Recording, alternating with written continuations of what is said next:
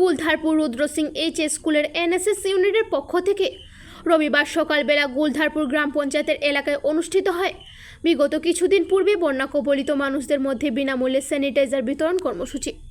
এতে করে প্রায় 30টি বন্যা কবলিত দুর্গত পরিবারের লোকজনদের মধ্যে বিনামূল্যে এই স্যানিটাইজার বিতরণ করা হয়। মূলত বন্যা পরবর্তী সময়ে ওই সমস্ত এলাকায় পুনরায় বসবাসরত পরিবারগুলোর শারীরিক সুস্থতার বিষয়টি মাথায় রেখে উক্ত স্যানিটাইজার বিতরণ কর্মসূচি বাস্তবায়ন করা হয়। এই নিয়ে সংবাদ মাধ্যমকে বিস্তারিত তথ্য জানান এনএসএস ইউনিটের প্রোগ্রাম ইনচার্জ পলাশ মালাকার।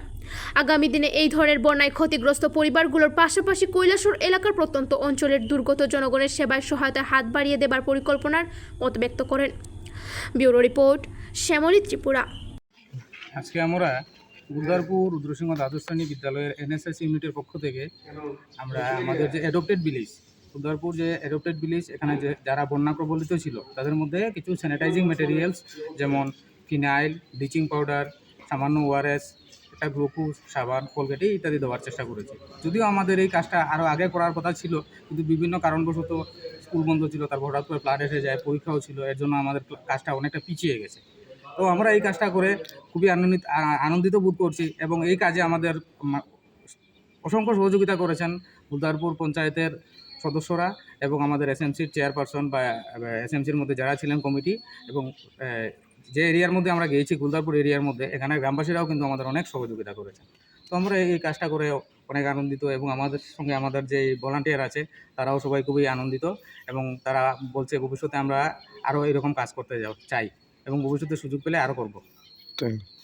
15ই সেপ্টেম্বর আমরা গুলধারপুর রুদ্রসিংহ দ্বাদশ শ্রেণী বিদ্যালয়ের এনএসএস ইউনিটের পক্ষ থেকে এবং এনএসএস ইউনিটের প্রোগ্রাম অফিসার শ্রদ্ধেয় পলাশ মালাকার এবং আমাদের এনএসএস ইউনিটের ভলান্টিয়ার্সরা, ছাত্রছাত্রীরা সবাই মিলে আগে থেকে স্থির করা ছিল যে আমরা গুলধারপুর গ্রাম পঞ্চায়েতের গুলধারপুর গ্রামে